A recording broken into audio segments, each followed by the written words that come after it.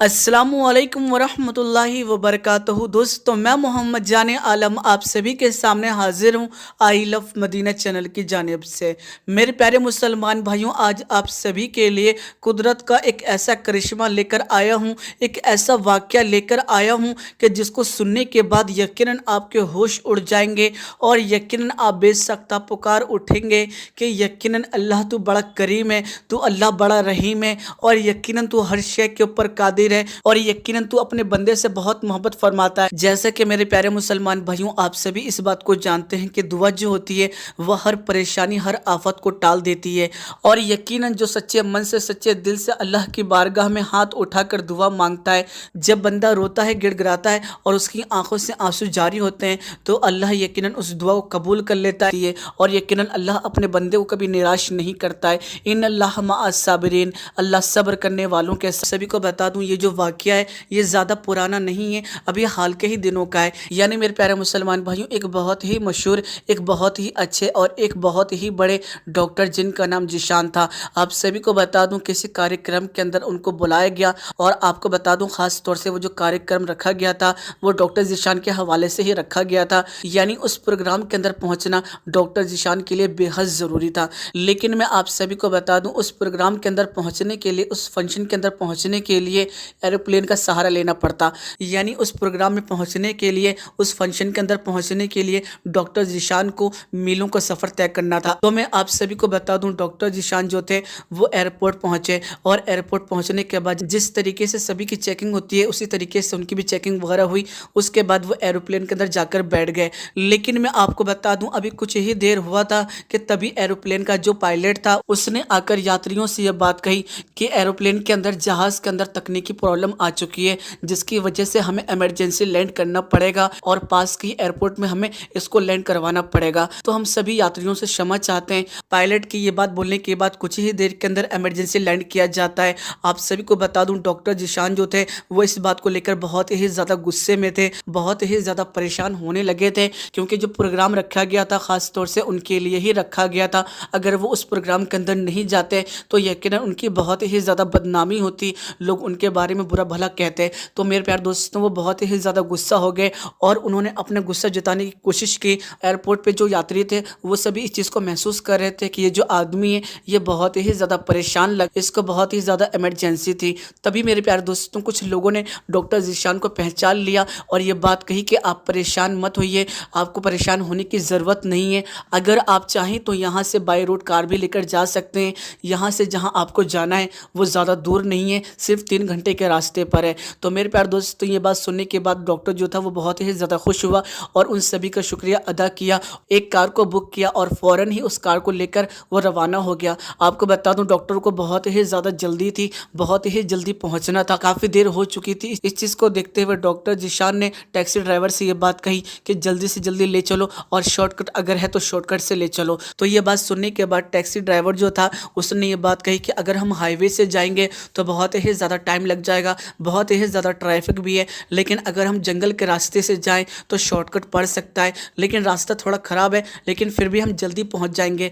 तो ये बात सुनने के बाद डॉक्टर जिशान ने ये बात कही कि मुझे जल्द से जल्द पहुँचना है उस प्रोग्राम के अंदर, मैं काफ़ी लेट हो चुका हूँ, मुझे बहुत ज़्यादा जल्दी है, तो जहाँ से तुम्हें ले जाना है वहाँ से ले चलो, लेकिन मुझे जल्द से जल्द पहुँचा दो। आप सभी को बता दूँ, वो जो टैक्सी ड्राइवर था वो जंगल के रास्ते होते हुए अपनी कार को, अपनी टैक्सी को लेके जा रहा था। तो मेरे प्यारे दोस्तों, अभी थोड़े ही देर हुए थे जंगल के अंदर सफर करते हुए, तभी आंधी और तूफान ने घेर लिया। यानी बहुत तेज की हवाएं चलने लगी, बहुत ही ज़्यादा मूसलाधार बारिश होने लगी, जिसकी वजह से हुआ यह कि जंगल का जो रास्ता था वो भटक गए। आपको बता दूं, टैक्सी ड्राइवर को भी ये बात समझ में नहीं आ रही थी कि किधर से किधर जाना है, क्योंकि वो जंगल के ऐसी जगह पहुंच गए थे जहां उन्हें रास्ता समझ में नहीं आ रहा था और रात का वक्त हो चुका था।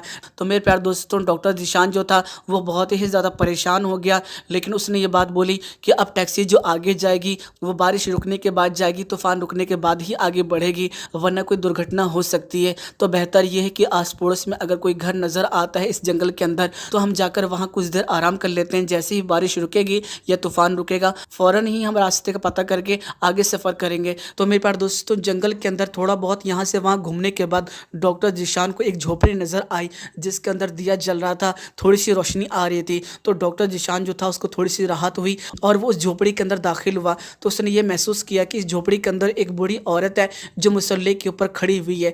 आप सभी को बता दूं, जैसे ही डॉक्टर जीशान दरवाजे के पास आए, वो जो बूढ़ी औरत थी जो मुसल्ले के ऊपर खड़ी हुई थी, तभी डॉक्टर जीशान के ऊपर उसकी नज़र पड़ी और उसने फ़ौरन ही ये बात कही कि अंदर आ जाओ, बहुत ही ज़्यादा मूसलाधार बारिश हो रही है, इससे तुम बीमार पड़ जाओगे। तो ये बात सुनने के बाद डॉक्टर जीशान जो था वो घर के अंदर दाखिल हुआ।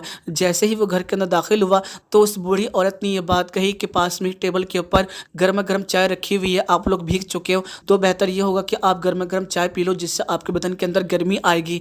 तो उसके बाद डॉक्टर जीशान जो था उसने चाय को पिया। आप सभी को बता दूं, इसी बीच वो जो बूढ़ी औरत थी वो नमाज की अदायगी करने लगी। कुछ देर के बाद जैसे ही वो नमाज से फारिग हुई और दुआ मांगने के लिए हाथ उठाने लगी, तभी उसने डॉक्टर जीशान को देखा कि वो ऐसे ही बैठे हुए हैं। तो उस बूढ़ी औरत ने कहा कि खाना भी बना हुआ है, अगर आप चाहो तो खाना भी खा सकते हो, आप मुझे भूखे लग रहे हो। तो बूढ़ी औरत की ये बात सुनने के बाद डॉक्टर जीशान जो था उसने खाना निकाला और वो उसको खाने लगा। आप सभी को बता दूं, डॉक्टर जीशान ने उस बूढ़ी औरत से ये बात कही कि आप मेरी इतनी ज़्यादा मेहमान नवाजी क्यों कर रही हो, आप मेरी इतनी ज़्यादा खिदमत क्यों कर रही हो, जबकि आप मुझे जानती भी नहीं हो। तो उस बूढ़ी औरत ने मुसल्ले के ऊपर से ही ये बात कही कि नबी करीम हज़रत मोहम्मद मुस्तफ़ा सल्लल्लाहु तआला अलैहि वसल्लम का फर्ज, जो अल्लाह और क़यामत के दिन के ऊपर यकीन रखता है वही मेहमान नवाजी करे। यानी मेरे प्यारे मुसलमान भाइयों, जिसका अल्लाह पर यकीन होगा और इस बात पर यकीन रखता होगा कि क़यामत ज़रूर आएगी, तो यकीनन हमारे नबी का हुक्म है कि वो मेहमान नवाजी करे। मेहमान आने से खैर व बरकत आती है, रहमत आती है, और यकीनन मेहमान के साथ जो खाना खाया जाता है उसका हिसाब भी नहीं होगा। तो मेहमान के आने की इतनी ज़्यादा बरकतें, इसलिए मैंने आपका इतना ज़्यादा ख्याल रखा। तो इसीलिए मैं आपकी मेहमान नवाजी कर रही हूँ और आपके लिए दुआ भी कर रही हूँ कि जल्द से जल्द ये जो मूसलाधार बारिश है वो ख़त्म हो जाए, ये जो तूफ़ान है वो ख़त्म हो जाए। लेकिन मुझे उम्मीद है कि जब मैं दुआ करूँगी तो ये तूफ़ान भी रुक जाएगा, ये बारिश भी रुक जाएगी। लेकिन एक ऐसी दुआ है जो यकीन कबूल तो होगी, लेकिन उस दुआ को कबूल होने में ताख़ीर होगी, यानी काफ़ी वक्त लग जाएगा। तो ये बात सुनने के बाद डॉक्टर जीशान जो होता है वो ये बात कहता है कि वो कौन सी दुआ है जो आप मांग रही हो और उस दुआ कबूल होने में ताख़ीर हो जाएगी। तो मेरे प्यारे दोस्तों, वो जो बूढ़ी औरत होती है वो रोते हुए अल्फाजों में ये बात कहती है कि मेरा एक बेटा है जो बहुत ही ज़्यादा बीमार, हर जगह मैंने इसका इलाज करवा लिया लेकिन कहीं भी इसका इलाज नहीं हो पाया। लोग बताते हैं कि एक ही डॉक्टर है जिसका नाम डॉक्टर जीशान है, वही इसका इलाज कर सकता है, वही इसका ऑपरेशन कर सकता है। लेकिन डॉक्टर जीशान जो हैं वो बहुत ही बड़े डॉक्टर हैं, बहुत ही मशहूर डॉक्टर हैं। उनके पास मुझ गरीब के लिए वक्त नहीं होगा और न ही मेरे पास इतने पैसे हैं जिससे मैं अपने बेटे को लेकर जाऊं उनके पास और वो मेरे बेटे का ऑपरेशन कर दें, इलाज कर दें या मेरे बेटे को दवाई दे दें। तो मेरे प्यारे मुसलमान भाइयों, जैसे ही डॉक्टर जीशान ने ये बात सुनी, डॉक्टर जीशान की आंखों में आंसू आ गए और डॉक्टर जीशान ने ये बात कही कि अम्मा, आपकी दुआ कबूल हो चुकी है, आप घबराइए नहीं, और जिस डॉक्टर जीशान की आप बात कर रही हैं वो कोई और नहीं, मैं ही हूँ। आपकी दुआओं के अंदर वो असर था कि एरोप्लेन के अंदर तकनीकी खराबी आ गई जिसकी वजह से इमरजेंसी लैंड हो गया और उसके बाद मुझे टैक्सी पकड़नी पड़ी और कुदरत का करना यह हुआ कि अचानक आंधी तूफान आ गई और जिसकी वजह से टैक्सी ड्राइवर जो था वो अपना रास्ता भूल गया।